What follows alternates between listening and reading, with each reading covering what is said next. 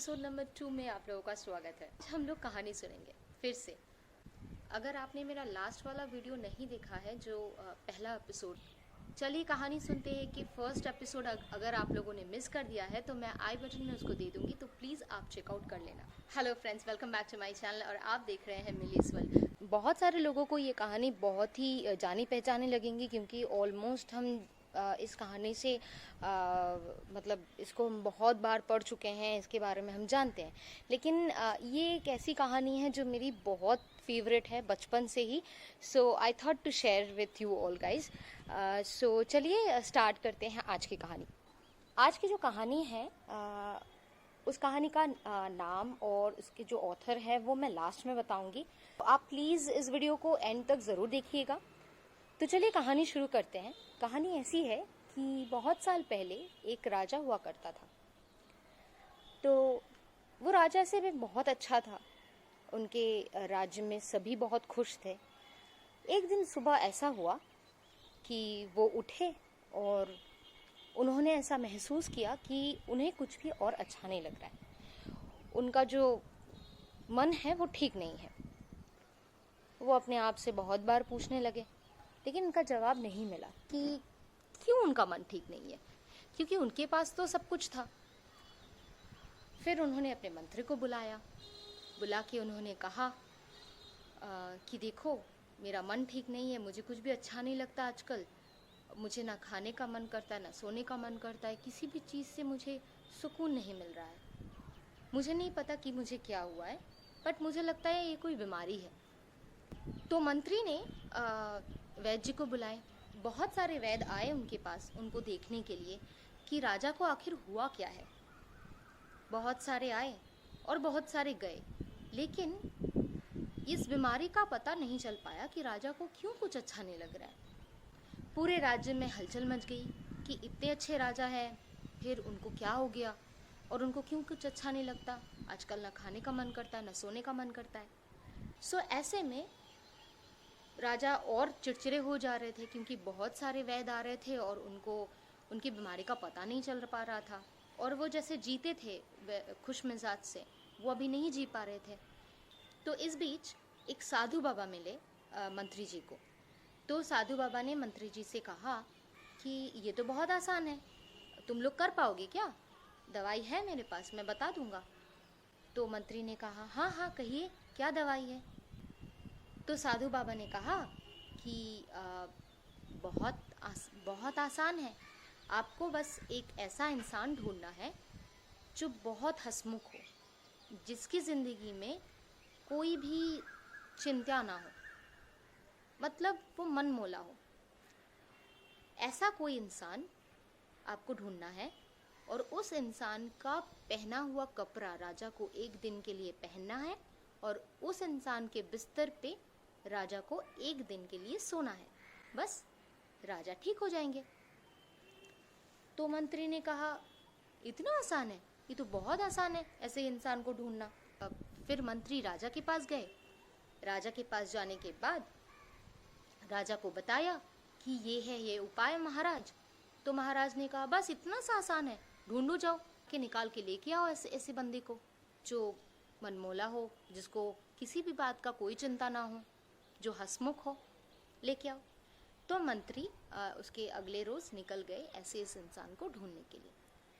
कुछ दूर तक मंत्री गए, एक गांव से दूसरे गांव, दूसरे गांव से तीसरे गांव। जाते में एक बंदा देखा जो बहुत हंसमुख है, बहुत बहुत हंसता खिलता खुश मिजाज सा मंत्री को दिखा। मंत्री ने देखा कि वो खुश मिजाज क्यों नहीं होगा, वो तो है बहुत अमीर, उनके पास तो है बहुत सारे पैसे, तो खुश मिजाज होना तो बहुत आसान बात है ना। कुछ देर में मंत्री ने ये ध्यान लगाया कि वो जो सेठ जी उनको दिखे, उस सेठ जी के पास से एक भिखारी जा रहे थे। तो उस भिखारी ने भीख ली, लेकिन उस सेठ जी को प्रणाम नहीं किया। तो सेठ जी बहुत गुस्सा हो गए, बहुत अनाप शनाप उस भिखारी को बोलने लगे। तो फिर मंत्री ने देखा कि नहीं, ये तो वो इंसान हो नहीं सकता जो एक इंसान को भीख देने के बदले अन्न मांग रहा है और उसे गाली गलौज कर रहा है। तो ऐसा तो इंसान खुश मिजाज वाला इंसान हो नहीं सकता। तो मंत्री और चलने लगे। देर और चलने के बाद मंत्री को और एक इंसान मिला जो बहुत हंसता खेलता ऐसा महसूस हुआ। तो मंत्री बोले, देखो मेरा तो ये जो ढूंढने का सिलसिला था ये तो ख़त्म हो गया। तो मंत्री एक आदमी से पूछे कि भाई ये कौन है? तो उस बंदे ने कहा, अरे ये तो पूरा दिन धुत होके पड़ा रहता है शराब पी के। अब तो सही है क्योंकि नशा नहीं है, शाम होने दो। शाम होने की चिल्लम चिल्ली की वजह से पूरा गांव परेशान रहता है, बहुत गाली गलौज करता है, शराब पी के बहुत हंगामा करता है।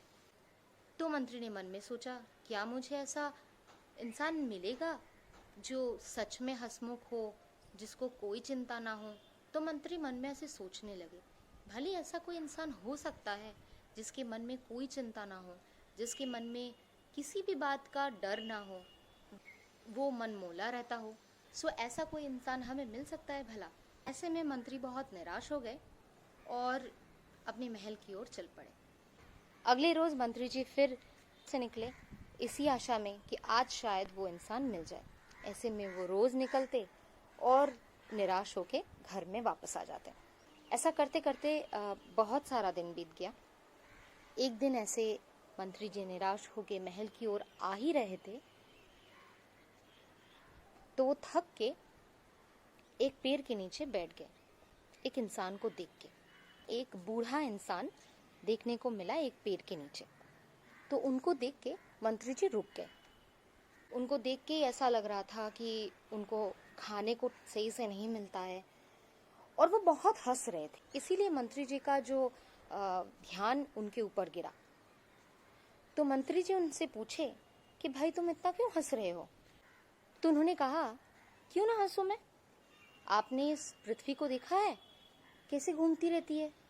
पेड़ के पत्ते को देखा है कैसे हिलती है?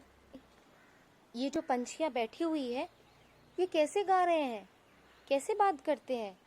और इस आसमान की तरफ देखो, ये जो बादल है इधर से उधर जा रहे हैं। तो क्यों ना हंसूं मैं? तो मंत्री ने कहा, हाँ हाँ वो तो समझ में आ रहा है, पर तुम ऐसे ही हंसते हो या फिर कोई काम वाम भी करते हो? तुम्हारा कोई काम वाम नहीं है? तो फकीर ने कहा कि क्यों नहीं रहेगा काम? काम तो बहुत सारा है। सुबह उठता हूँ, नदी में जाता हूँ, नहाता हूँ, फिर जिस दिन खाना मिले उस दिन खाता हूँ। जहाँ घूमने जाने का मन होता है मैं वहाँ घूमता हूँ। जब सोने का मन होता है तब मैं सोता हूँ। बस कोई चिंता नहीं है जिंदगी में। बहुत मजे हैं मेरी जिंदगी में। मंत्री जी सोच में पड़ गए। फकीर से कहा, और जिस दिन खाना नहीं मिलता है उस दिन क्या करते हो? खाना नहीं मिलता है उस दिन तो कोई चिंता ही नहीं है, बल्कि जिस दिन खाना मिलता है उस दिन मुझे ज्यादा काम करना पड़ता है। खाना खाओ, हाथ धो, पानी पियो। ये सब देख के मंत्री जी मन में सोचने लगे कि चलो इतने दिन बाद वो इंसान का खोज मिला जिसे मैं ढूंढ रहा था। मंत्री ने फकीर से कहा कि आप अपना पहना हुआ कोई कपड़ा मुझे दे सकते हो, उसके बदले आपको जो चाहिए, जितना दाम चाहिए आप बोलो, मैं देने के लिए तैयार हूँ। फकीर ये सुन के और जोर जोर से हंसने लगा। हंसते हंसते उन्होंने मंत्री जी से कहा कि मेरे पास ओढ़ने को एक कपड़ा हुआ करता था, लेकिन मैंने वो भिखारी को दे दिया। ये सुन के मंत्री जी और चिंता में आ गए कि देखो एक इंसान तो मिला, लेकिन इस इंसान के पास पहनने के लिए कोई कपड़ा नहीं है। तो मंत्री जी सोचे कि चलो कपड़ा नहीं है तो क्या हुआ, मैं इनसे इनका बिस्तर ले लेता हूँ। तो मंत्री जी फकीर से बोले कि अच्छा ठीक है, तुम्हें जितना दाम चाहिए तुम बोलो, मैं तुम्हारा बिस्तर खरीद लेता हूँ। ये सुन के और जोर जोर से हंसने लगे। मंत्री ने कहा, ऐसा क्या कह दिया मैंने कि तुम इतना हंस रहे हो? तो फकीर ने कहा, आज 40 साल हो गए, लेकिन आज तक न कभी बिस्तर देखा न गद्दा। मेरे पास सोने के लिए कुछ नहीं है। जब नींद आता है, जो जगह मिलता है मैं वहीं पे सो जाता हूँ। सोचे, मतलब बिस्तर नहीं है, सोते कैसे हो? मतलब तुम्हें बीमारी नहीं होती? तो फकीर बोले, बीमारी? वो क्या होता है? वो सब मैं नहीं मानता। जो लोग सोचते हैं कि बीमार है उनको बीमारी होती है। ये बोल के वो फिर से पेड़ के नीचे बैठ के जोर जोर से हंसने लगे। मंत्री जी उन्हें देख के दंग रह गए और हताश होके घर वापस आ गए। अब मन में डर था कि इतने दिन हो गए, राजा को क्या कहना है। लेकिन बहुत हिम्मत जुटा के वो राजा के पास गए और राजा को पूरी बात उन्होंने बता दिया। तो राजा के साथ साथ दरबार में जो भी थे वो सभी सोचने लगे कि जो भी एक इंसान मिला, लेकिन ना उसके पास है कपड़े ना है बिस्तर, अब क्या होगा। दरबार खत्म हो गया और फिर सब अपने अपने कमरे में चले गए। राजा पूरी रात सोचने लगे कि मैं हूँ राजा, राजा की तरह रहता हूँ, अच्छी अच्छी चीज़ खाता हूँ, मेरी ज़िंदगी में किसी चीज़ की भी कोई कमी नहीं है, सब लोग मुझे सलाम ठोकते हैं।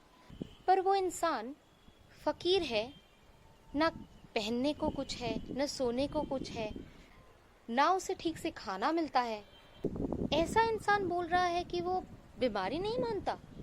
उसे बहुत सोचने के बाद राजा ये मन में ये तय करता है कि अगर वो फ़कीर होके बीमारी नहीं मानता तो मैं राजा होके क्यों मानूं। अगले रोज़ सुबह राजा उठे और अपने दरबार में सबको बुलाया।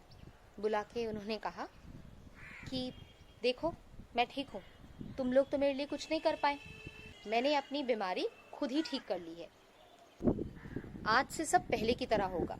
तो राजा खुश थे क्योंकि राजा को समझ में आ गया था कि खुशी जो है वो अंदर से आती है। अगर वो भिखारी जिसके पास कुछ नहीं था वो अगर खुश रह सकता है तो वो तो राजा है, उनका खुश होना तो और भी ज़्यादा आसान है। तो ये थी आज की कहानी, written by Sukumar Ray and the name of the story is Raja और अशोक।